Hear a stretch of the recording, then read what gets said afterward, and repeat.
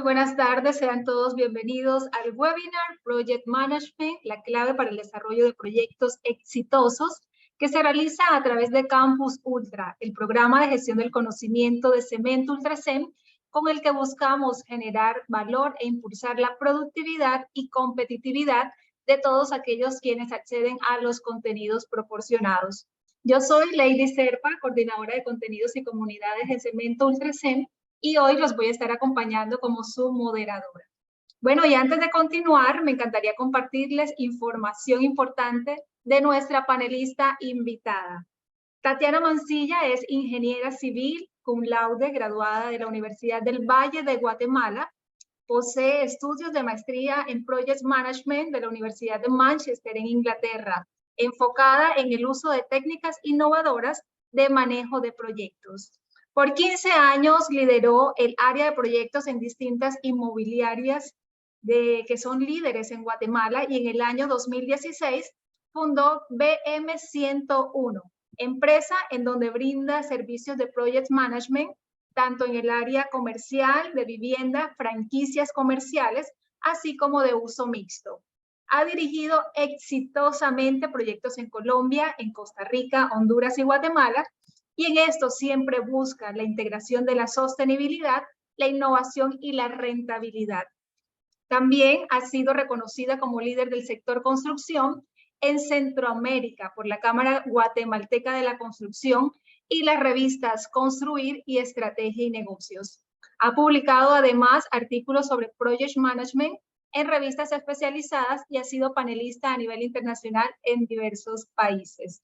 Muchísimas gracias, Tatiana, por conectarte a este webinar. Y antes de dar inicio a este panel, quiero explicarle a las personas que se conectan en estos momentos cómo va a ser la dinámica del webinar. Luego de que la ingeniera Tatiana termine su sesión, vamos a tener un espacio para resolver todas aquellas inquietudes que se pudieran generar durante la conferencia. Entonces pueden irlas anotando en la cajita de preguntas y respuestas o en la cajita del chat si así lo desean. Igualmente, este webinar lo vamos a certificar y en el chat les voy a estar enviando un Google Forms en donde pueden proporcionar sus datos para posteriormente recibir las memorias y el certificado de asistencia a los correos proporcionados. Y bueno, no siendo más, ahora sí, le doy la bienvenida a la ingeniera Tatiana Mancilla. Bienvenida y adelante, ingeniera. Muchas gracias, Lady. Voy a proceder a presentar con mi pantalla. Entonces, solo les voy a pedir, por favor, que me confirmen que sí están viendo por favor, la pantalla correcta. Sí, la estamos viendo, ingeniera. Ok, denme un momento, por favor. Ingeniera, no la estamos escuchando, estará en mute. Ya estamos. Perfecto, ahora sí.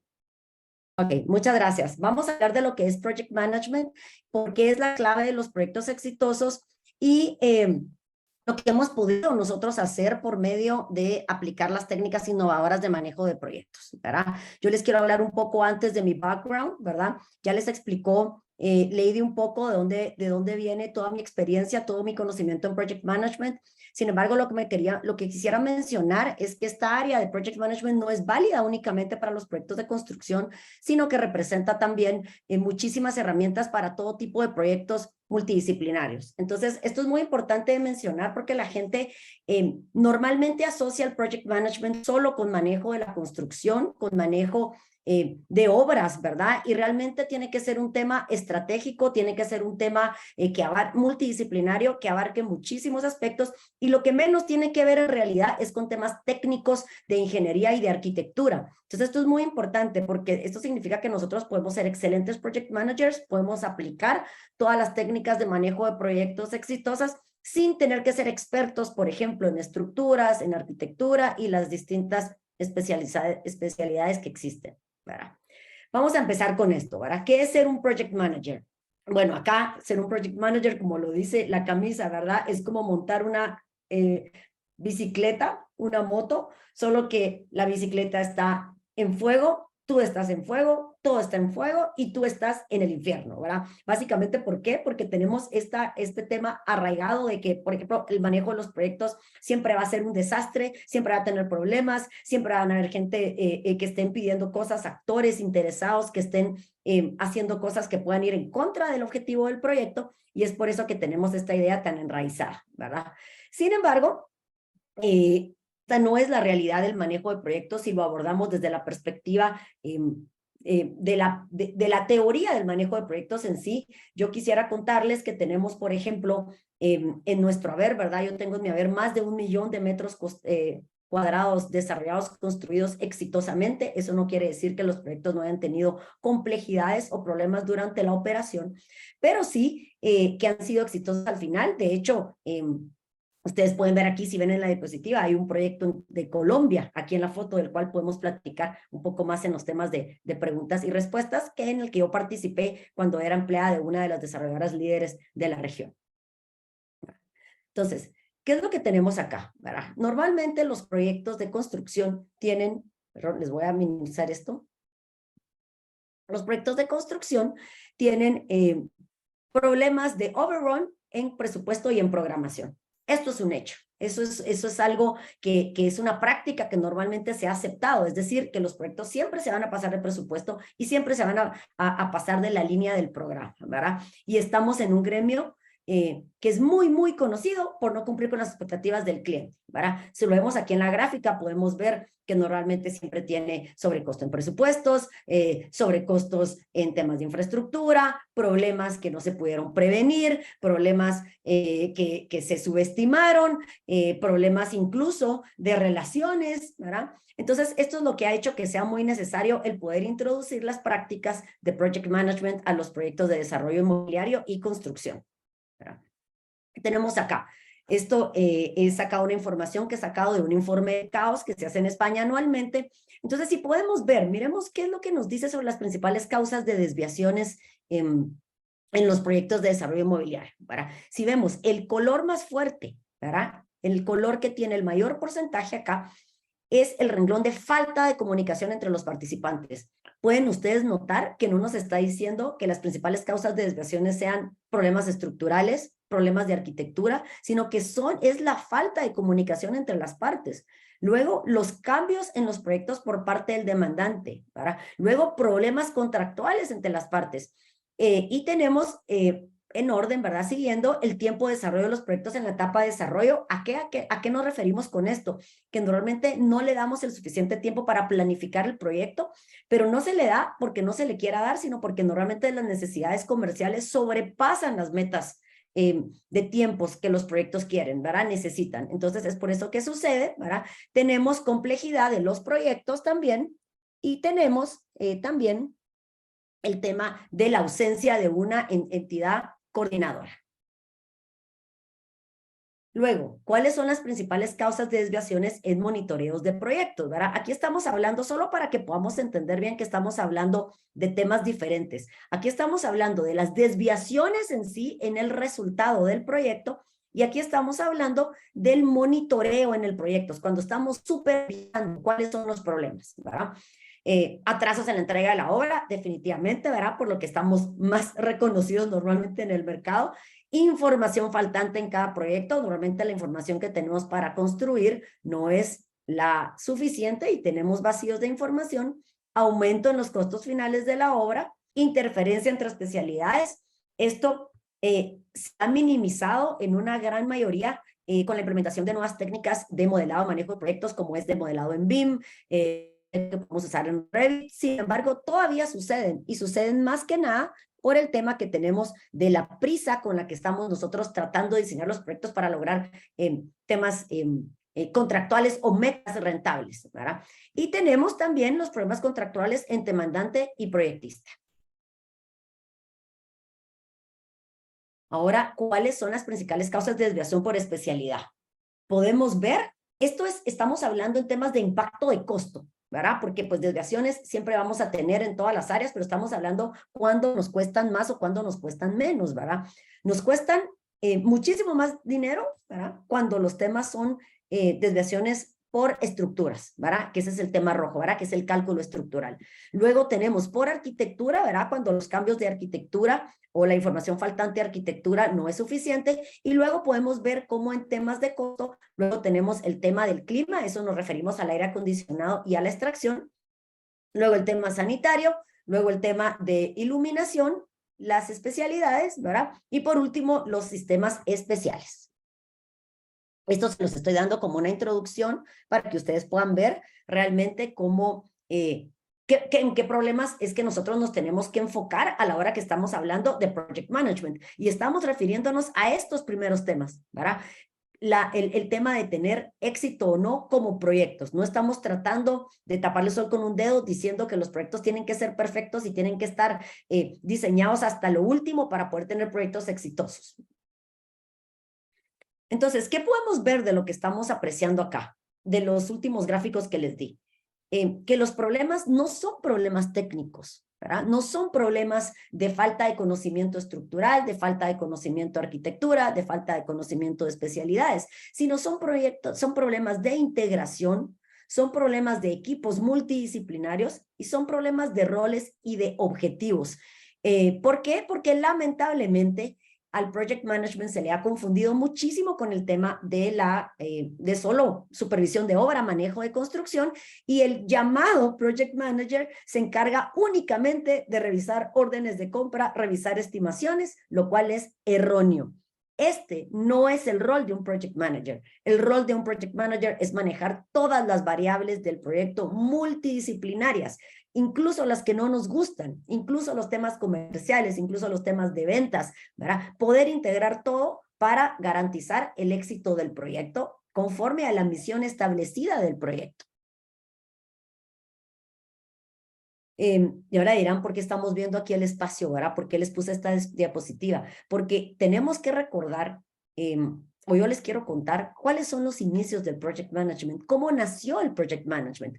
El Project Management nació en la búsqueda de la conquista del espacio, con los programas espaciales en 1960. ¿Por qué? Porque se necesitaba que estos programas no fallaran, pero ni en un segundo en los lanzamientos. Ustedes saben las tragedias que han ocurrido cuando hay una pequeña falla en alguno de estos sistemas espaciales. Y es así como nació la filosofía de que los proyectos tenían que ser manejados por un coordinador, tener equipos multidisciplinarios que aseguraran el éxito de todas las áreas, no solo de una área, ¿verdad?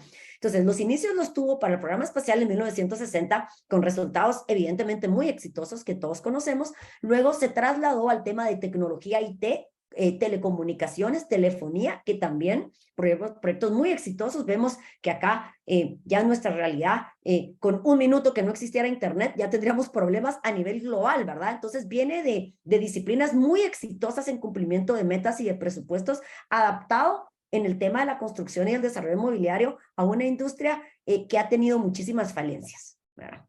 Sin embargo, existen proyectos a lo largo del desarrollo inmobiliario que cambiaron la imagen y el enfoque del tema de cómo manejar los proyectos de construcción. ¿Por qué? Porque yo les voy a repetir, y se los voy a repetir muchas veces, que habíamos confundido, los que estaban en Project Management, habían confundido el rol del Project Manager como el de un supervisor de obra. Y dicho eso, les voy a poner entonces el proyecto que cambió esto a nivel global, a nivel mundial. Es uno de los proyectos más exitosos que existen a nivel del mundo, ¿verdad? Yo tuve el placer de recibir clases en Inglaterra con una de las personas expertas en investigar qué fue lo que ocurrió mal, ¿verdad? Y es este proyecto que es el túnel, el Eurotúnel, ¿verdad? El túnel del Canal de la Mancha, que es el tren subterráneo debajo del océano, ¿verdad? Que une a Inglaterra con Francia. Vamos a ver un pequeño video al respecto. François Mitterrand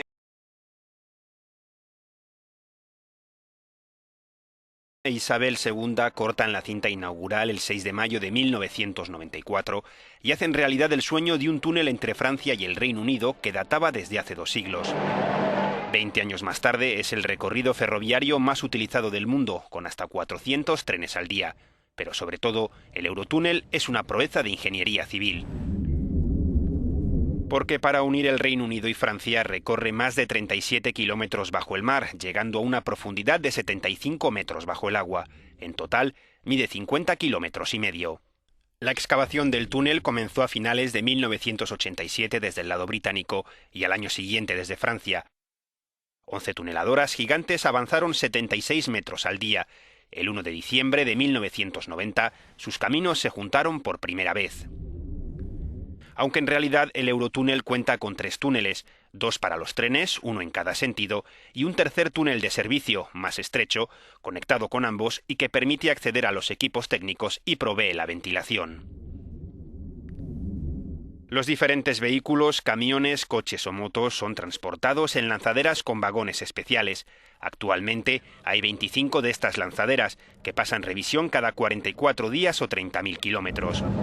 El mantenimiento y la seguridad siguen siendo un desafío 20 años después para esta aventura industrial, en la que participaron 13.000 ingenieros técnicos y obreros.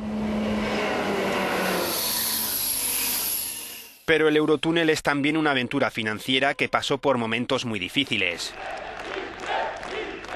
Con un capital 100% privado, cientos de miles de pequeños accionistas que compraron sus títulos en 1987 se encontraron 14 años más tarde casi arruinados. Debido a un tráfico más bajo del esperado, la sociedad acumuló una deuda faraónica. Sin embargo, entró en beneficios en 2007 y repartió los primeros dividendos de su historia en 2009, 12 años después de lo esperado. Además, en octubre de 2012, año de los Juegos Olímpicos de Londres, el Eurotúnel celebró su pasajero número 300 millones. Lo que pasó con el Eurotúnel. Permítanme, por favor. Solo para abrirla. Entonces, ¿qué fue lo que nos dijo este proyecto del Eurotúnel? ¿Verdad? Era un proyecto ambiciosísimo, ¿verdad? Que habían deseado tener mucho Inglaterra y Francia por muchísimo tiempo. Fueron 50.45 kilómetros a 240 metros de profundidad.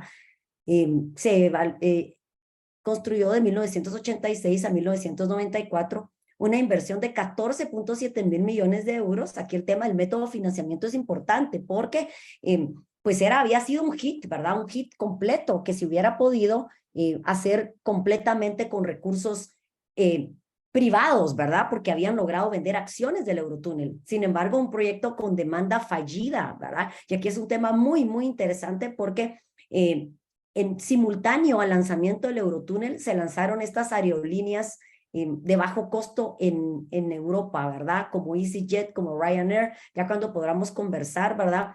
Vamos a mencionar si alguna de ustedes, por ejemplo, ha usado el Eurotúnel o han oído cuánto cuestan estos boletos, por ejemplo, de Londres a Francia con EasyJet. En épocas de ofertas, estos boletos pueden llegar a costar 1 libra, es decir, $1.7, ¿verdad? En lugar de lo que cuesta y el tiempo que cuesta ir por el Eurotúnel, ¿verdad? Entonces, la previsión era de 30 millones de pasajeros y 15 millones de toneladas de mercancías. En el 2013 se habían logrado 18 millones de pasajeros y 19 millones de toneladas de mercancía. ¿Esto qué nos dice? Nos deja ver que realmente la previsión no era correcta. El Eurotúnel era un proyecto que iba a servir muchísimo más para trasladar mercancía que para trasladar pasajeros, ¿verdad? Sin embargo, las lecciones más importantes que nos dejó fue la comunicación entre las áreas, un manejo de proyecto que debe involucrar todos los aspectos, ¿verdad? Es decir, el manejo de stakeholders o manejo de actores, y un sobrecosto que vino de temas no técnicos ni constructivos, ¿verdad? Desde ahí ves que podemos ver que el rol del Project Manager es manejar las variables completas del proyecto, ¿verdad? No únicamente las variables de la construcción. ¿Cuáles son entonces las tendencias del Project Management, ¿verdad? Actualmente, ¿qué era lo que hacíamos? Únicamente veíamos control de actividades, presupuestos en Excel, programas en Project, ruta crítica, y se utiliza muchísimo todavía la palabra y todavía la gente habla de la ruta crítica, ¿verdad? A mí eso me sorprende muchísimo. La ruta crítica es un sistema antiguo de más de 30 años de antigüedad y todavía cuando vamos a cualquier reunión la gente defiende sus programas diciendo es que no está en ruta crítica. Ya vamos a hablar un poquito más adelante de cómo este tema de la ruta crítica es un tema muy antiguo y cómo no es el que tenemos que usar para manejar proyectos. ¿Qué es lo que hacemos ahora entonces? Actualmente reducimos incertidumbre. Estamos muy enfocados en reducir incertidumbre. ¿A qué nos referimos con reducir incertidumbre? Reducir lo que no sabemos del proyecto. Hacemos manejo de stakeholders, manejo de actores, manejo de partes interesadas. ¿Cómo podemos nosotros cambiar y controlar las posturas de cada quien? Hacemos una comunicación y un manejo integrado de una parte comercial y técnica, ¿verdad? Eso es muy importante, que estas partes estén comunicadas. Tenemos certificaciones que nos hacen dar fe que somos expertos en Project Management y muchísima tecnología de apoyo, ¿verdad? Dentro de las certificaciones y de la tecnología de apoyo tenemos que ya tanto en Inglaterra como en Estados Unidos tenemos entidades que regulan el conocimiento en Project Management. ¿Por qué es importante esto? Porque el Project Management ha sido una disciplina que al no tener un centro regulatorio a nivel global y mundial, cualquiera puede decir que es Project Manager, cualquiera puede decir que es gerente de proyectos, ¿verdad? Y es por eso que estas certificaciones son importantes. Sin embargo, nada de esto funciona si no tenemos un manejo de actores y no tenemos un manejo de partes interesadas. Y muy importante también señalar que todas estas definiciones son para proyectos en general, ¿verdad? Estas disciplinas se pueden adaptar a cualquier negocio y a cualquier industria. ¿Qué tenemos entonces para seguir con el tema, verdad? Porque para mí es muy importante hacerles recalcar que el manejo de proyecto no es lo mismo que el manejo de una construcción. Es que originalmente la metodología del Construction Manager o supervisor de construcciones estaba basada en control de costos y en control de tiempo, ¿verdad? Buenas prácticas de construcción. Y todavía sigue. Yo todavía veo a muchísima gente que está en Project Management que enfoca todos sus controles únicamente al tema de la construcción. Por supuesto que el tema de la construcción es el que nos lleva la mayor cantidad de presupuesto y es por eso que debe tener un control exhaustivo, ¿verdad? Pero lo más importante es el enfoque estratégico y global del proyecto. Por eso les hablaba yo que no era necesario ser experto ni en arquitectura ni en construcción, sino tenemos que ser experto en muchísimas áreas multidisciplinarias. Entonces, ¿cómo aplicamos el Project Management? Porque además, así viene la pregunta, ¿verdad? Podemos hablar y hablar, decir que estamos haciendo Project Management, pero si no cumplimos estas dos cosas que les voy a mostrar yo ahora, no estamos haciendo el Project Management que nos va a traer consecuencias exitosas para nuestro proyecto, ¿verdad? Y son dos áreas. Reducir incertidumbre. Reducir incertidumbre, que significa reducir lo que yo no sé del proyecto, reducir cualquier riesgo que puede salir mal del proyecto, ¿verdad? Y lo hacemos manejando actores. Actores, ¿a qué nos referimos con esto? La palabra en inglés es stakeholders. Nos referimos a poder manejar a todas las partes que están involucradas a lo largo del proyecto, desde el concepto hasta la finalización. Y ahorita vamos a ver que eso se hace en todas las fases del proyecto. ¿Cómo reducimos incertidumbre? Reducimos incertidumbre manejando todas estas áreas, por medio de innovación, evaluando la rentabilidad, no solo por sobrecostos, es decir, a veces se toman decisiones erróneas y se dice, no podemos pasarnos del presupuesto y tal vez hacer una losa más de un edificio de apartamentos nos iba a aumentar la rentabilidad porque íbamos a tener 20 edificios, 20 apartamentos más, por dar un ejemplo, ¿verdad?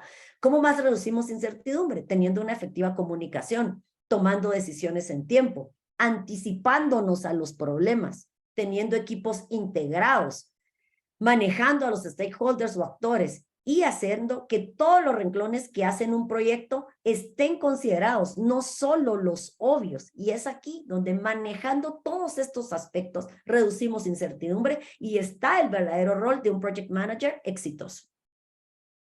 Otra vez, si lo vemos, el project management versus el construction manager, el gerente de proyecto versus el gerente de la construcción, tenemos que el gerente de la construcción, esto es lo que lidera. Presupuesto, programa, supervisión de obra. Lo famoso que nos dice cualquier persona que se dice estar en project management, te dice costo, tiempo y calidad.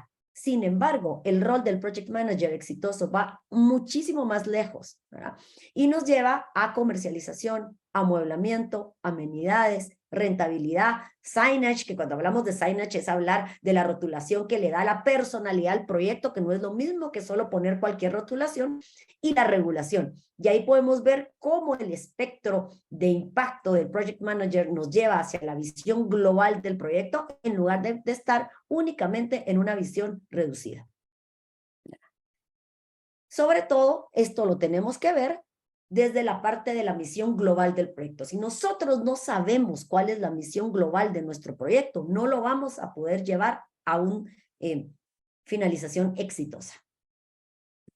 ¿Cuál es el rol entonces del Project Manager? Nuevamente, es el responsable global del proyecto, gestiona durante todo el ciclo de vida del proyecto, debe gozar de la confianza total del promotor. Esto es algo súper importante. Si nosotros tenemos un cliente, ya sea interno o externo, que no confía en su Project Manager, el proyecto no va a ser exitoso, ¿verdad? Y eso es algo que es un requisito indispensable para el éxito del proyecto, la confianza del promotor, ¿verdad? Y debe tener ciertas habilidades, además de todas las habilidades técnicas, ¿verdad? Tiene que tener estas habilidades que son las que se llaman soft skills o habilidades suaves, ¿verdad? Que son las que le va a permitir anticiparse a los riesgos y reducir la incertidumbre del proyecto. Tiene que tener una capacidad de gestión y organización. Esto parece obvio, pero no lo es, ¿verdad? Yo creo que sí es muy importante que hablemos de estas habilidades. Tiene que tener habilidades de comunicación, tiene que ser alguien que pueda comunicarse a todos los niveles, desde el nivel operativo hasta el nivel estratégico, que pueda hablar el lenguaje técnico y al mismo tiempo pueda hablar también el lenguaje comercial. Tiene que tener liderazgo, negociación, tiene que tener habilidades para negociar y tiene que tener gestión de conflictos.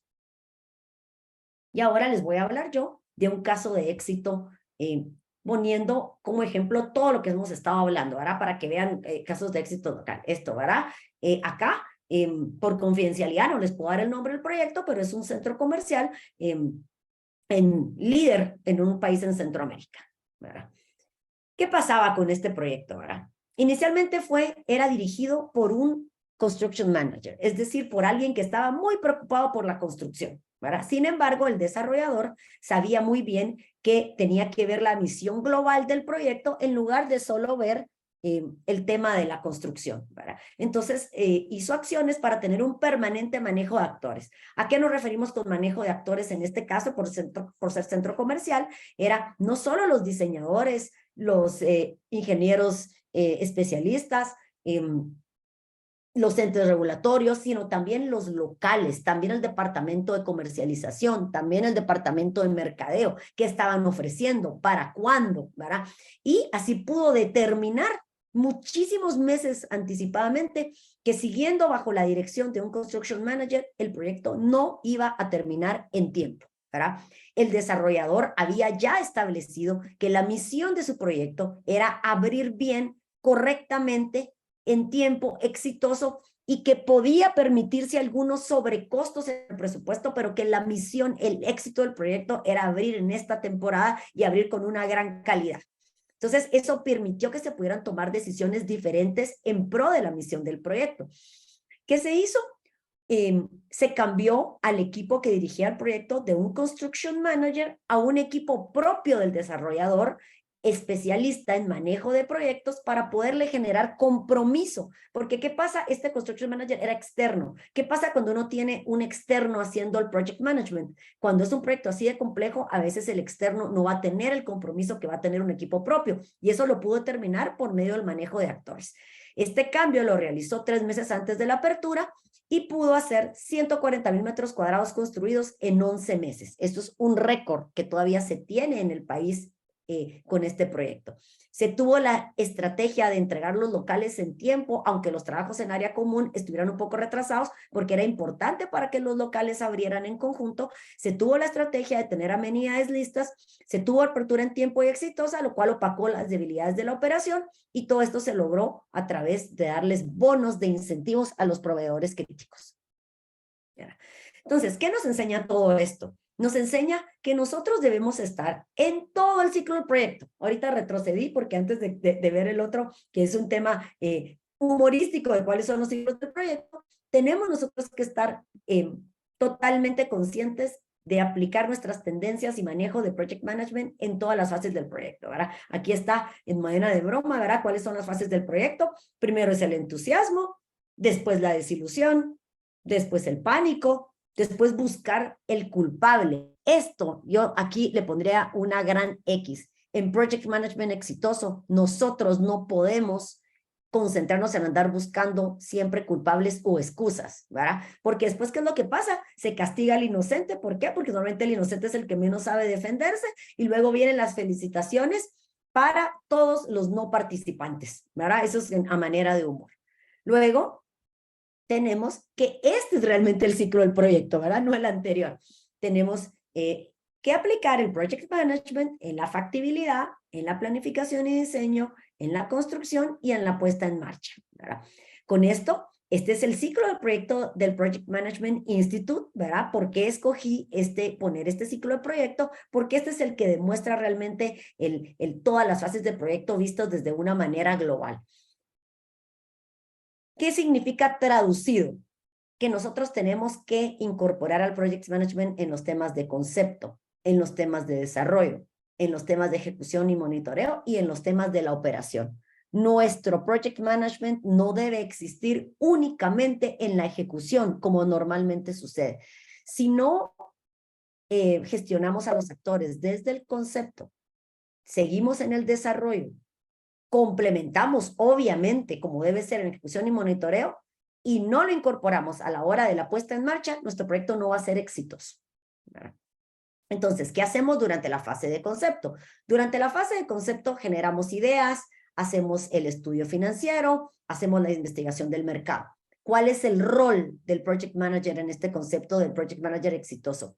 Investigar todos los permisos regulatorios, toda la factibilidad de servicios, saber qué tanto cuesta conectar la energía eléctrica, saber qué tanto nos va a costar conectarlos a los drenajes sanitarios, si hay que hacer algún túnel para poder hacerlo. Estima áreas para saber cómo podemos llegar a la rentabilidad del proyecto. Realiza presupuesto preliminar aunque no tenga planos y estudia la competencia. ¿Cuál es el producto? Una implantación arquitectónica de áreas exitosa, un presupuesto preliminar basado en esta implementación arquitectónica, un programa global y un mapa inicial de stakeholders o de actores. Tenemos en el desarrollo, ¿qué es lo que tenemos que hacer? Diseño del proyecto, OPR. Nos dice acá, el diseño del proyecto significa que nosotros tenemos que ser fieles al concepto del proyecto. El OPR son las siglas de un Owner Project Requirement, que significa que vamos a ser fiel al diseño del proyecto. Tiene que tramitar licencias y permisos, tiene que gestionar la preventa, mezcla comercial también, y el tema del mercadeo. En el diseño, ¿qué es lo que está bajo la responsabilidad del Project Manager? Velar por el concepto, por los tiempos establecidos, por el Value Engineering o ingeniería de valor y hacer la coordinación completa. Por supuesto, todo esto a través del manejo de actores. Si no tenemos manejo de actores a lo largo de todas estas áreas, no vamos a poder tener éxito en todas las fases del proyecto que estamos viendo. Y ahora, ¿qué pasa en la ejecución? Para aquí vemos, este es uno de mis temas favoritos, ¿verdad? Yo les confieso, la tesis que yo hice para la maestría en Project Management en la Universidad de Manchester, en Inglaterra, fue sobre cómo lograr mejores tiempos de ejecución en proyectos. Y uno de ellos fue, ¿verdad? Una de las técnicas y la más exitosa es abandonar la ruta crítica. ¿Por qué abandonamos la ruta crítica? Porque la ruta crítica, como lo podemos observar acá, aquí estamos viendo que está en rojo y dice, esta es crítica, esta también, y esta también, y esta también. Realmente, además de que es muy antigua, creada en 1917, tiene más de 100 años, ¿verdad? De estar siendo mencionada. Es la secuencia más larga de duración del proyecto, no es la secuencia más corta. Y lo que estamos nosotros buscando es hacer proyectos antes de tiempo, no hacer proyectos más largos. Y eso es un error cada vez que nosotros decimos que nos estamos concentrados en la ruta crítica, ¿verdad? Porque nos da la ruta más larga, ¿verdad? ¿Cuál es la alternativa a la ruta crítica? La alternativa es la cadena crítica. Vamos a conversar cuando sean las preguntas y respuestas si ustedes han escuchado de este sistema. Este sistema fue creado en 1997, está basado en métodos de algoritmos derivados de la teoría de restricciones, ¿verdad?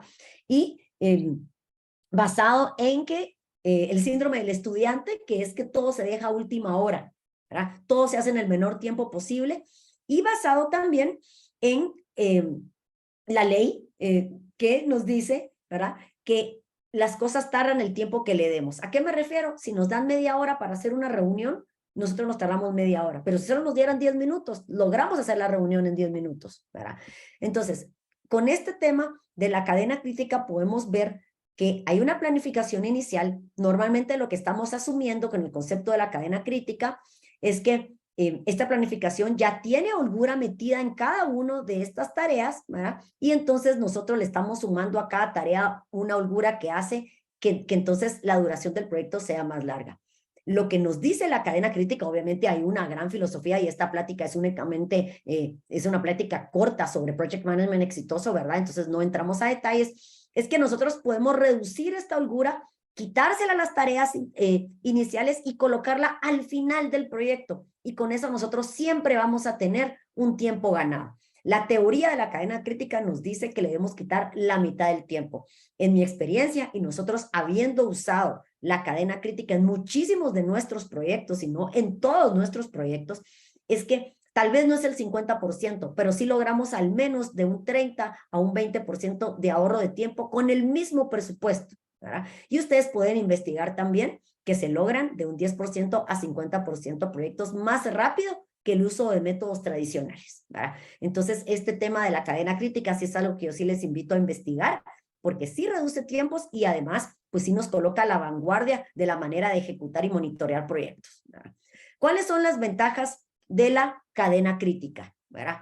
Nos da una visión realista y es sencillo de utilizar, porque es básicamente qué es lo que estamos haciendo. Le estamos quitando la holgura a las tareas y se la estamos colocando al final del proyecto. Simplifica la toma de decisiones, ya que maximiza el control sobre el proyecto. ¿Por qué lo maximiza? Lo maximiza porque al nosotros no estar esperando holgura de las tareas, tenemos que empezar con la siguiente tarea inmediatamente. Garantiza proyectos en plazos inferiores a lo previsto, aumenta la protección del proyecto, establece prioridades, permite ganar concentración en las actividades críticas, fomenta la cohesión de equipo. Esto es muy importante, ¿verdad? Porque además aúna los objetivos a una meta compartida para completar el proyecto, ¿verdad? ¿Por qué? Porque no hay holgura. Y el que no exista holgura nos hace que no podemos esperar a que una tarea termine para empezar la otra. ¿Cuáles son las desventajas de utilizar la cadena crítica? Lo primero es que implica un cambio de mentalidad muy significativo, ¿verdad? El quitar la holgura de las actividades es algo que normalmente hay resistencia, ¿verdad? También existe resistencia porque, como les digo, cada vez que uno va a una reunión, la gente habla de la ruta crítica y hay que hacerles ver que todas las tareas son críticas. Por eso ya no es una ruta crítica, es una cadena crítica. Nosotros no podemos atrasarnos en ninguna tarea, ¿verdad? Requiere un mayor esfuerzo en la fase de planificación que otras metodologías. ¿Por qué? Porque tenemos que planificar bien y tenemos que determinar cuál es la holgura, ¿verdad? Puede causar polémica en la aplicación de los ajustes a las planificaciones de cada actividad. Es complejo a la hora de hallar la duración óptima de cada amortiguador. Es decir, lo que yo les decía, ¿verdad? La teoría nos dice que 50% de holgura lo que le están agregando los contratistas o los actores a cada tarea y realmente se tiene que evaluar más para saber si realmente es un 50% o no. Aquí les puedo dar casos de éxitos de la cadena crítica que nosotros hemos obtenido.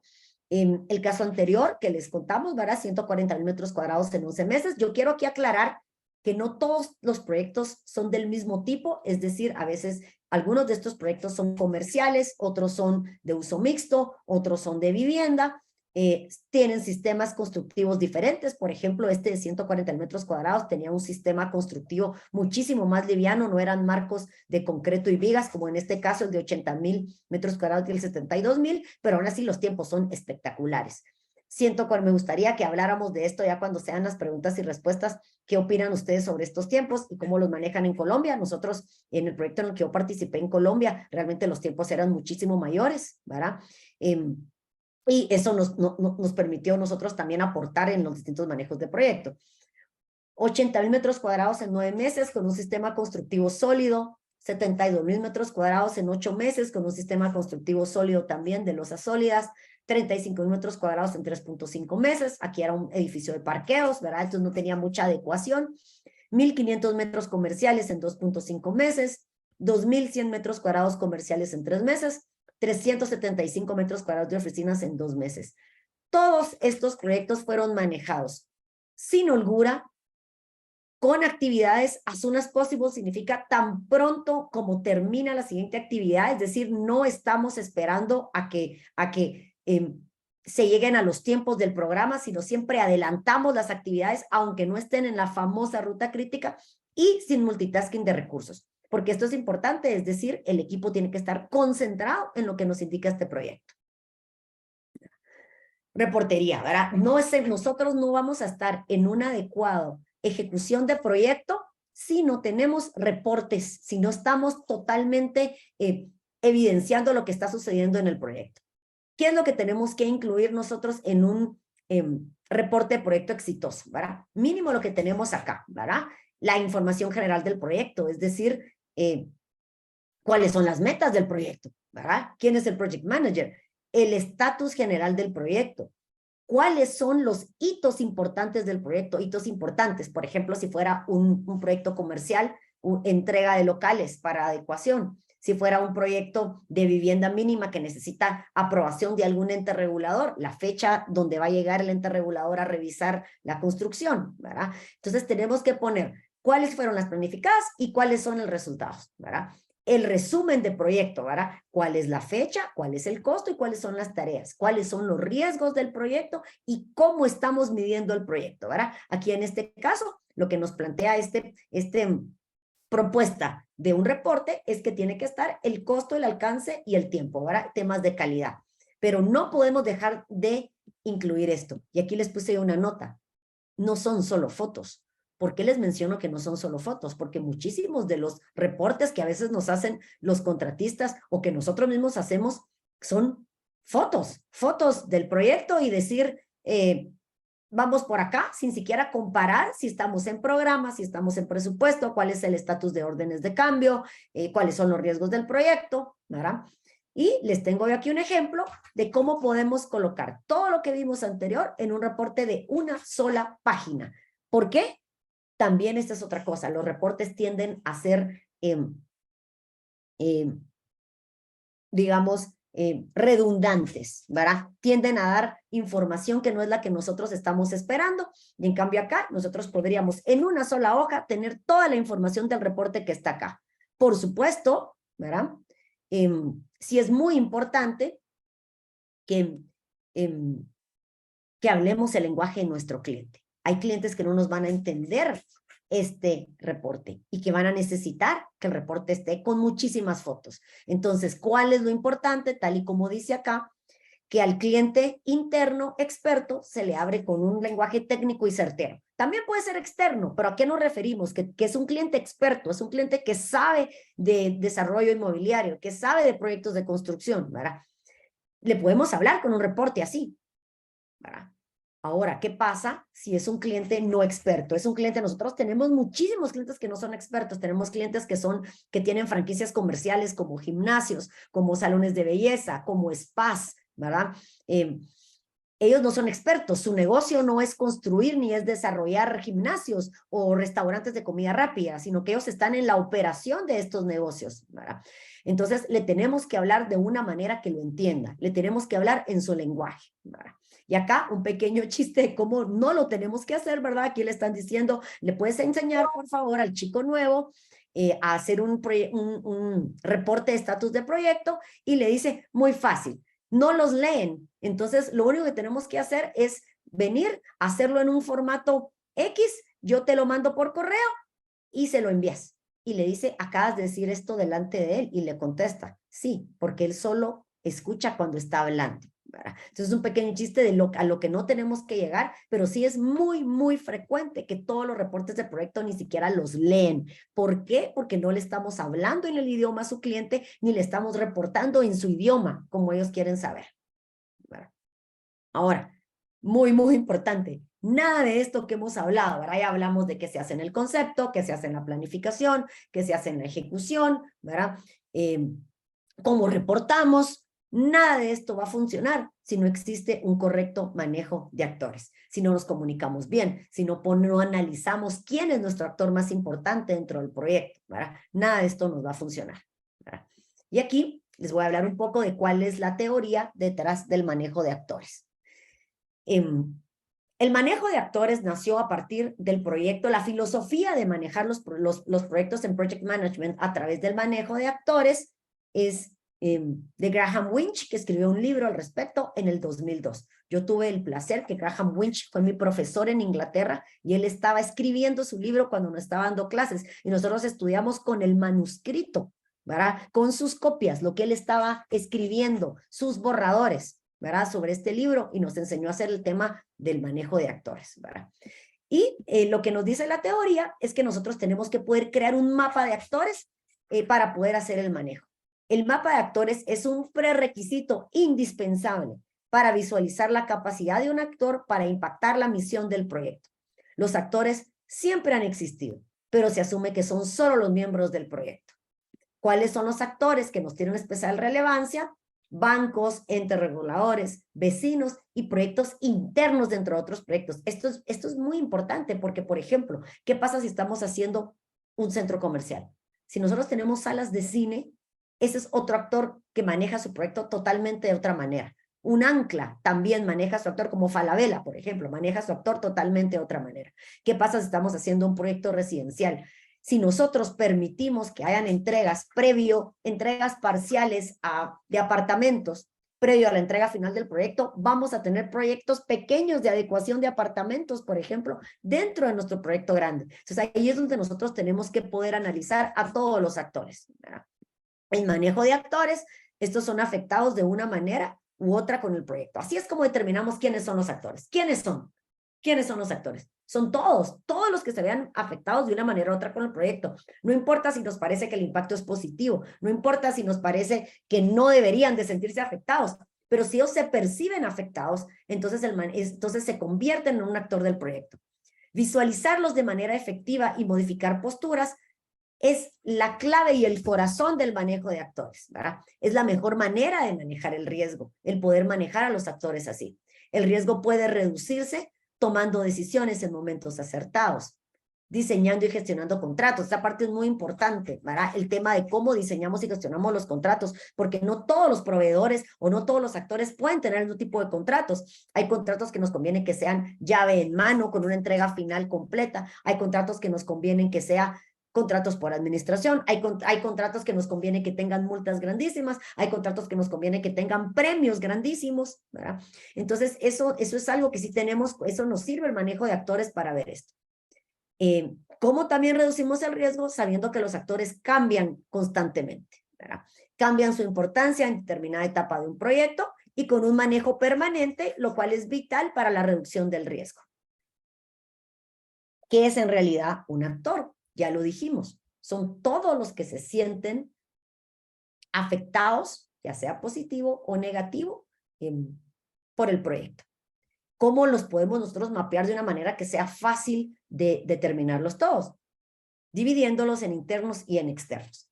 ¿Quiénes son los internos? Son los que están dentro del proyecto. Esos son los que a nosotros tal vez nos parecerá obvio que son actores, ¿verdad? Porque son los empleados, los gerentes, los dueños, ¿verdad? Pero están todos los externos cuyo efecto puede no ser directo, ¿verdad? Y pueden estar a favor o en contra de la misión del proyecto. Aquí podemos ver en esta gráfica cómo tenemos a los externos, que pueden ser los proveedores, la sociedad, el gobierno, los bancos, los accionistas, los clientes, y es así infinita la cantidad de actores que pueden haber y que por eso nosotros sí tenemos que ser muy estratégicos a la hora de listarlos, ¿verdad? Luego que nosotros determinamos a los actores, tenemos que determinar cuál es el manejo que le vamos a dar a cada uno de ellos, ¿verdad? Y para ello tenemos la matriz de interés de stakeholders o de actores. Esta es la creada por Graham Winch en el libro que ya les mencioné, que él estaba escribiendo cuando nos dio clases, cuando me dio clases, ¿verdad? Y nosotros lo que tenemos que determinar es cuando los actores tienen un nivel de influencia bajo, tienen un nivel de influencia alto, cuando tienen un nivel de interés bajo, cuando tienen un nivel de interés alto, ¿verdad? Y esto nos va a llevar a saber en qué clasificación van a caer. Están los actores de esfuerzo mínimo, que son los que tienen un poder de influenciar bajo y un nivel de interés bajo. Están los actores que son para mantener informados, que son los que tienen un poder de influencia bajo, pero tienen un nivel de interés alto, ¿verdad? Están los actores que hay que mantener satisfechos, que son los que tienen un poder de influencia alto, pero un nivel de interés bajo, ¿verdad? A veces incluso miembros de juntas directivas, ¿verdad? Tienen un poder de influencia altísima, pero no tienen mucho interés en el proyecto, entonces la estrategia ahí es mantenerlos satisfechos. Y tenemos a los actores, por último, con un poder de influencia alto y con un interés alto, ¿verdad? Acá, por ejemplo, dependiendo de la época del proyecto, puede ser un gerente de una compañía, un gerente del proyecto, mi jefe, ¿verdad? Mi cliente. Pero es muy importante saber que esta postura puede cambiar a lo largo de todo el proyecto, no es fija. Es decir, el análisis de stakeholders no se realiza una vez en el proyecto, sino se realiza completamente durante todo el proyecto. Y en esta matriz, ¿verdad?, de interés, podemos situar a un actor en una época de un proyecto en un punto, por ejemplo, en el punto A de esfuerzo mínimo, y puede estar en algún momento como un actor clave. ¿Cuáles son los pasos a seguir para un correcto manejo de actores? Lo primero es identificar a todos los que tienen algún interés. Ojo, no solo los que a nosotros nos parece que deberían de tener interés. Puede ser que a nosotros nos parezca que nuestro vecino de enfrente no le debería de importar nuestro proyecto porque le va a dar plusvalía, más bien debería estar a favor. Sí, pero tal vez mientras dure la construcción está en contra, o tal vez está totalmente en contra de este tipo de proyectos, ¿verdad? Tenemos que poder establecer la naturaleza del interés. Tenemos que poder identificar el poder que pueden tener. Tenemos que poder manejar la respuesta hacia ese interés. Estos son los pasos a seguir para el manejo de actores. ¿Cómo lo hacemos correctamente? Sabiendo cuál es el interés y la posición, teniendo una misión de proyecto clara. Yo ya les mencioné cómo en el ejemplo del proyecto que les hablé como caso de estudio exitoso, el dueño del proyecto, el desarrollador del proyecto tenía muy claro su meta de abrir en tiempo y abrir bien con amenidades listas, con locales listos y podía sacrificar, podía tener algún sobrecosto. Eso es tener una misión clara del proyecto. Hay proyectos diferentes, proyectos como iglesias, por ejemplo, hechas de donaciones, que no, su misión es abrir, no importa cuándo, pero abrir con los fondos que se le donaron, por ejemplo, ¿verdad? Tenemos que saber si apoyan o no la misión del proyecto o los actores. No si nos parece si la deben apoyar o no, sino si la apoyan o no. Y la clave es cómo cambiar esta postura. Esa es la clave del manejo de actores, ¿verdad? Acá, ¿verdad? Yo sigo insistiendo en los actores, ¿verdad? Ya repetidamente, y aquí les voy a dar un ejemplo, ¿verdad? Este es un mapa de actores, un caso de estudio para un call center, un BPO que estaba abriendo en Guatemala y que el cliente, un cliente internacional con sede en Francia, nos indicó que lo que quería era abrir en tiempo y en presupuesto. Aquí no había tanto como si realmente un tema específico, digamos, con el tipo de alfombra, con tal de que fuera acústica, con el tipo de cielo falso, con tal de que fuera acústico, ¿verdad? No estamos hablando de algo que iba a ser tan personalizado, pero necesitaba abrir en tiempo y en presupuesto porque ya tenía clientes para el call center, ¿verdad? En este momento de análisis de proyecto, nosotros determinamos dos stakeholders o actores críticos. El centro comercial donde se iba a dar el proyecto. ¿Por qué? Porque estaba dando, la negociación era un área de parqueo que nosotros necesitábamos que nos aseguraran que no iba a tener después problemas de operación el call center porque había nacido como un área de parqueo y entonces necesitábamos tener estos permisos y esta aclaración de que no había problema con el cambio de uso, ¿verdad?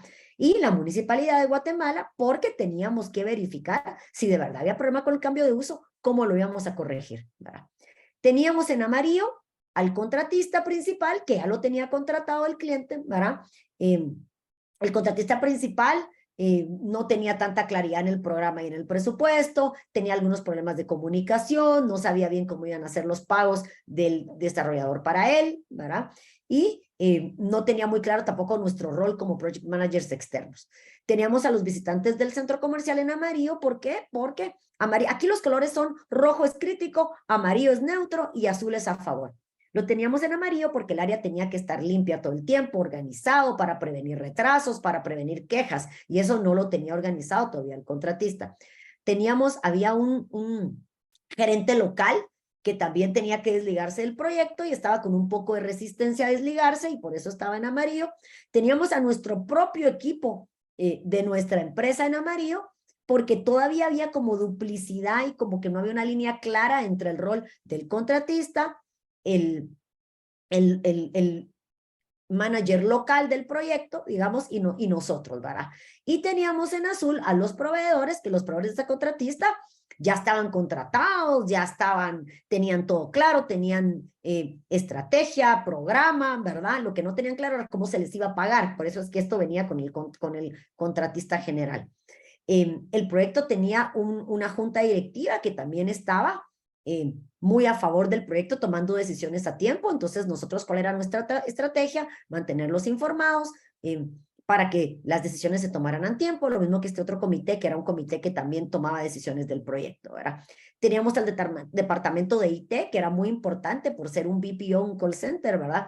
Y lo que estaba a favor en ese momento, teníamos toda la información a favor de la misión del proyecto, pero nuestra estrategia era tener una completa comunicación durante el proyecto. Lo mismo pasaba con el PMO, que el PMO era el gerente del project manager por parte del cliente, pero desde otro país, ¿verdad? Estaba en otra ubicación, estaba en Brasil. Nosotros teníamos que asegurarnos que la comunicación se diera a todos los niveles, ¿verdad? Entonces, esto es un excelente ejemplo de un mapa de actores que nos permite identificar cuáles son las posturas en cierto momento del proyecto y cómo las vamos a cambiar.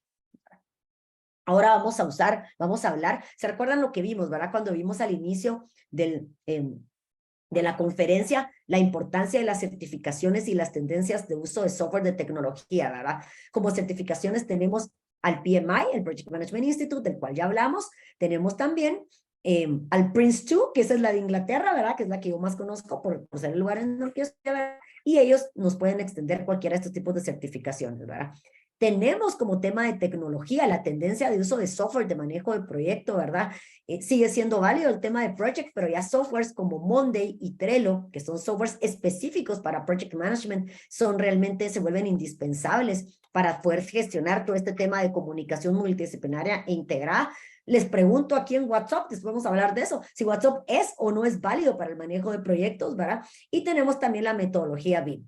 Sin embargo, todos estos, a pesar de ser importantes y básicos, las certificaciones y los softwares no funcionan si no tenemos un correcto manejo de actores, tal y como les mostré en el mapa anterior, ¿verdad? Esto es un ejemplo de cómo los softwares de manejo de proyecto nos pueden integrar no solo archivos como Google Drive, que a mí también yo los motivo a que no usen solo Google Drive, sino que usen un software de manejo de proyectos, ¿verdad? Porque acá nosotros podemos no solo subir archivos, sino saber el estatus de un proyecto, asignar tareas, generar comentarios, ¿verdad? Aquí les voy a enseñar varias vistas. Podemos crear automáticamente programas en calendario también, ¿verdad? Podemos asignar tareas y saber cuál es el estatus de cada uno de ellos, ¿verdad? Por eso dice now and then, porque ahora esto es lo que debemos hacer con un eficiente manejo de project management, ¿verdad? Nosotros podemos con un clic saber qué tareas tienen asignadas cada quien y en qué estatus están. Aquí, por ejemplo, en verde son las que están hechas, amarillas son las que están en progreso y aquí en anaranjado eran las atrasadas, ¿verdad? Y estos con un clic. No es como cuando hacemos un diagrama en Excel que hay que asignarle aspectos, sino que es un clic el que hacemos, ¿verdad? Con un clic de una tabla de actividades en Monday. Yo aquí lo que les estoy enseñando es Monday, que es el software que nosotros usamos, ¿verdad? Nosotros creamos la tabla de actividades, ponemos las fechas y con un clic nos cambiamos de vista y nos genera ruta crítica, que aunque nosotros no estamos a favor de ella, igual la genera como parte del software, ¿verdad? Nos genera trazos de línea base, que eso es lo que a nosotros más nos interesa, nos genera qué está a tiempo y qué no. Aquí podemos ver cómo la línea base es la gris, la línea verde indica que la tarea se hizo en tiempo y la línea roja implica trazos, ¿verdad? Tenemos como, esto es automático del software, como es por medio de la vista, como les estaba diciendo, la hoja de tareas, la hoja de diagrama de Gantt y esta es la hoja de gráficos y tenemos muchísimas más vistas para mostrar. Con un clic nosotros podemos saber cuál es el avance de obra, cuál es la meta de entrega. Esto es un reloj que se mueve, la cuenta regresiva para apertura del proyecto. Aquí abajo teníamos el diagrama de Gantt también, el control de avance, un flujograma de actividades. Entonces es infinita la cantidad de comunicación exitosa y multifacética, multidisciplinaria que podemos tener con un software de manejo de proyectos, ¿verdad? Y por supuesto tenemos la metodología BIM, ¿verdad? Que es mucho más que un modelo 3D. La metodología BIM es colaboración con especialistas, reducción de costos, tiempo de ejecución, aumento de calidad. Se realiza en proceso de diseño y ejecución. Está la dimensión en 3D, que creo que hasta ahí la gente lo confunde con un modelo en 3D, pero también podemos llegar al 4D, con el 4D, que significa también temas de programación, ¿verdad? Podemos llegar incluso, y de presupuesto, podemos llegar incluso al 5D y al 6D. El 5D nos implica estimación de costos, el 6D nos implica tendencias de sostenibilidad, y llegar hasta lo último, que es el 7D de la metodología BIM, que significa manejo ya de un proyecto en operación. Acá solo les quiero poner un ejemplo de cómo podemos nosotros, utilizando la metodología BIM, que aquí nosotros logramos llegarle hasta el tema del 5D, logramos tomar una decisión que iba a ser difícil, encontrar cuál era la mejor opción para cambiar el diseño de 500 aulas de un centro educativo, ¿verdad? Querían encontrar más claridad, querían tener más transparencia, pero las aulas eran atípicas casi todas, ¿verdad? Y aquí pudimos ver, utilizando la metodología BIM, cuáles eran las 4 opciones que se podían dar: un doble vano de ventanería, un cuadrante con sillar, un cuadrante curvo, o el original que solo tenía una ventanita, y con eso nosotros pudimos estimar, ¿verdad? Aquí por temas de tiempo no se los puedo mostrar, la cantidad de materiales, el tiempo de ejecución, el presupuesto de cada una de esas opciones, y con un clic de presupuesto y de cuantificación de materiales de cada una de estas áreas, logramos nosotros decidir cuál era la mejor opción para el cliente en conjunto con el cliente, ¿verdad? Finalmente resultó que por temas de mantenimiento, costo y cuantificación de materiales, la mejor opción era el doble vano de ventanería, y así lo hicimos sin tener que venir y calcular para todas las aulas, que eran 500, ¿verdad? Entonces, realmente es maravilloso lo que nosotros logramos hacer con la metodología BIM si la usamos. Ojo, otra vez, usarla solo como un modelo Revit es 3D. Para nosotros realmente usarla a lo mayor capacidad posible, tenemos que llegar a un 4D en temas de programa, a un 5D en un tema de estimaciones, de cuantificaciones y de costos. Si ven, aquí dice Value Engineering, ingeniería de valor, que fue lo que nosotros hicimos, y con el 6D llegamos a la sostenibilidad. Y como resumen, entonces, de cómo ser un project manager eficiente en desarrollo inmobiliario, les dejo estos aspectos. ¿Cuál es el primero? Ver el big picture, ver la fotografía global del proyecto, el estado completo del proyecto, no ver solo lo técnico. Tenemos que ver el lado comercial, tenemos que ver el lado regulatorio, y eso lo hacemos a través del análisis de actores o stakeholders. Tenemos que poder integrar el proyecto en todas sus ramas, no solo en la rama técnica. Tenemos que tener capacidad de monitoreo, control y seguimiento. Esto nos ayuda muchísimo a las herramientas de Monday, de un sistema de manejo de proyectos, estar evaluando alternativas en tendencia para ejecutar proyectos, como la cadena crítica versus la ruta crítica. Tenemos que tener como project managers autoestima y capacidad de motivar. Tenemos que tener liderazgo y compromiso. Tenemos que tener la capacidad de cerrar un proyecto también. Eso es muy importante, la capacidad de liquidar un proyecto, de poderlo cerrar, entregar garantías, que el proyecto opere correctamente. Tenemos que poder cumplir la misión del proyecto. Antes, claro, haberla determinado, pero después es cumplirla. Tenemos que tener un permanente manejo de actores y de stakeholders, y tenemos que utilizar las herramientas y software integrativas disponibles, como es BIM y como es Monday. Con este resumen, nosotros podemos estar seguros que vamos hacia la dirección correcta para ser un project manager eficiente en desarrollo inmobiliario, ¿verdad? Y con esto termina la presentación. Muchísimas gracias, y le dejo la palabra a Lady. Bueno, ingeniera, muchísimas gracias por darnos todos sus conocimientos sobre el Project Management. Entonces vamos a iniciar nuestra sesión de preguntas. Por acá José Barrientos pregunta: ¿cuál es la periodicidad en los reportes de una página? Y debido a esa periodicidad, ¿es correcto estar repitiendo alguna información en cada reporte, como por ejemplo la descripción del proyecto? Nosotros manejamos una periodicidad de una vez a la semana, un reporte de una hoja, ¿verdad? Sí es necesario que las metas del proyecto estén claras y estén siempre ahí, primero para que no perdamos el enfoque, y segundo porque pueden haber cambiado, ¿verdad? Y entonces, y podemos tener otro público que reciba el One Page Report, ¿verdad? Entonces, en resumen, una vez a la semana, y sí debería de seguirse insistiendo en las metas del proyecto, aunque parezca que es repetitivo. Por ejemplo, en el valor de las órdenes de cambio, es valioso tenerlo porque podríamos ver que de una semana a otra no cambió el valor de la orden de cambio. Seguimos en lo mismo. Perfecto. Por acá preguntan, ¿cómo es correcto aplicar en Project Management la información de costo-beneficios para proyectos constructivos y evitar errores como el Eurotúnel? Pues como les digo, con un manejo de actores inicial desde la parte de concepto, ¿verdad? Teniendo estrategia de proyecto desde la parte de concepto, ¿verdad? Por ejemplo, es increíble en el Eurotúnel que lo más difícil técnicamente era de verdad que se empezó a... los túneles empezaron de cada uno de los países. Empezó la parte de Inglaterra y empezó desde Francia. El tema era que se encontraran. En Colombia sucede como en la mayoría de países en Latinoamérica, que nos fallan los niveles y de repente tenemos graditas en un proyecto que no tenían que ver. O sea, fallamos en temas de niveles, imagínense. Y aquí los ingleses y los franceses no fallaron en eso. Los caminos se encontraron. Es una joya a nivel técnico, pero lo que falló fue el tema de la dimensión, ¿verdad? De la perspectiva de demanda del proyecto, y eso fue porque se persiguió más un sueño romántico de unir a Francia e Inglaterra, que de verdad ver que la mayoría de gente iba a preferir pagar menos y llegar antes al otro país, lo cual no pasaba, por ejemplo, para el tema de la mercancía, que sí se necesitaba una manera más barata de pasar mercancía. Pero en resumen, con un correcto manejo de actores desde el inicio del proyecto, podemos asegurarnos esto.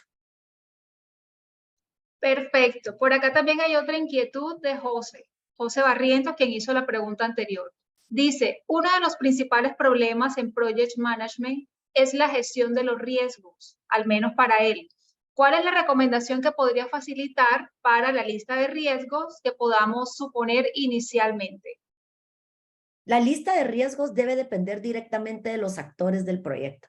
No es que los riesgos vengan antes que los actores. Si nosotros identificamos correctamente a los actores, y eso es una mesa redonda, una lluvia de ideas que se puede hacer entre todo el equipo, así lo hacemos nosotros, ¿verdad?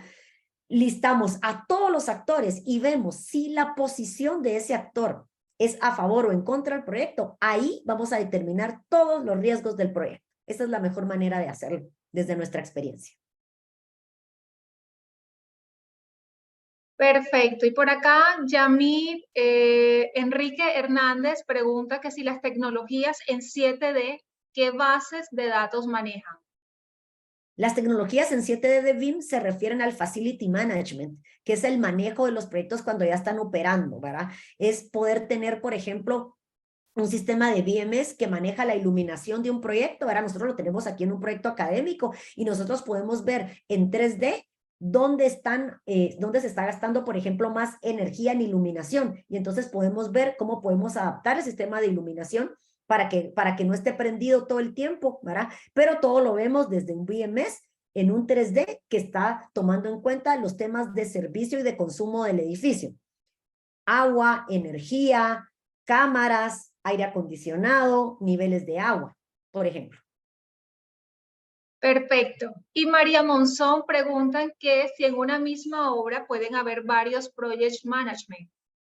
Sí, por supuesto que sí pueden haber, pero ahí se complica el tema del manejo de actores, pero pueden haber. Nosotros tuvimos una experiencia muy positiva donde llegamos a un proyecto académico de 60,000 metros cuadrados, que ya tenía un project manager, ¿verdad?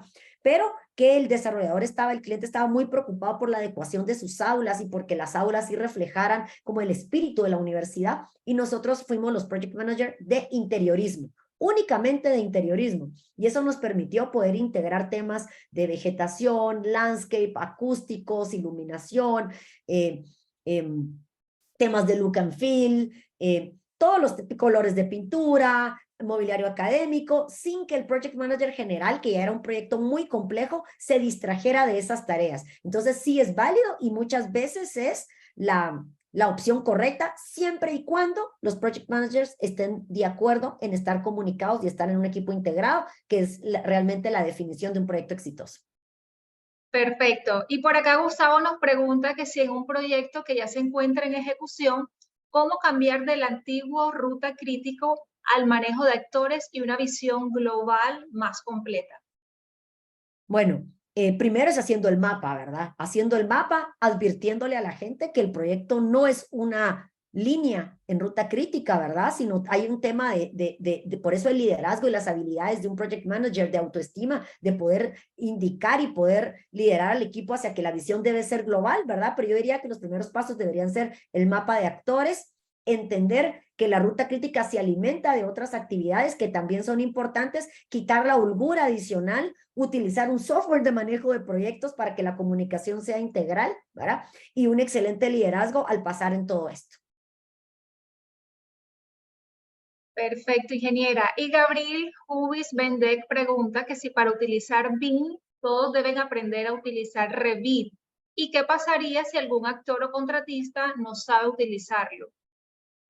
Es que no todos los proyectos deben ir a metodología BIM. Es ahí donde nosotros tenemos que evaluar si nuestro proyecto lo requiere o no lo requiere. Por ejemplo, en Guatemala, la mayoría de proyectos lo que tienen es, llegan hasta el 3D, tienen un Revit, un 3D en Revit, ¿verdad? Entonces ya es tarea del project manager ver si realmente necesita llegar más allá para poder desarrollar el proyecto, ¿verdad? Muchos ni siquiera necesitan un 3D, pueden estar con 2D. Ahora, puede ser que hayan proyectos complejos como el que les mostré, 500 aulas diferentes en un edificio académico que sí necesitaban tener este tema del avance. Entonces, ¿de qué va a depender? De las necesidades del proyecto. No todos deben saber usar Revit. Yo, si lo vemos en temas generacionales, ¿verdad? Cuando yo estudié en la universidad, era AutoCAD lo que aprendíamos. Yo no sé usar Revit, pero sí sé manejar las variables que Revit me va a dar. Y eso es lo que hace que nuestra empresa igual esté a la vanguardia en temas de tecnología, aunque no todos estemos en la generación de BIM y de Revit. Listo. Y por acá, Juan Carlos Mendoza Nicholson quiere saber cuál es su opinión sobre la filosofía Lean. Lean Construction. Asumo que estamos hablando de Lean Construction, ¿verdad? Lean Construction es un tema, es más como que el método es de producción, ¿verdad? Uno tras otro, uno tras otro. Yo lo que les voy a decir es que creo que la mayoría o todas las filosofías de manejo de proyectos son buenas si es que el proyecto tiene la necesidad de esa filosofía. Es decir, nosotros no podemos venir y decir, yo voy a manejar todos mis proyectos con Lean Construction, o yo voy a manejar todos mis proyectos con cadena crítica, que es lo que yo les estoy sugiriendo. ¿Por qué? Porque los proyectos tienen una diferente misión de proyecto. Algunos su misión es terminar en tiempo y en presupuesto, ¿verdad? Como vimos que era, por ejemplo, al revés del centro comercial que les dije, en calidad, ¿verdad?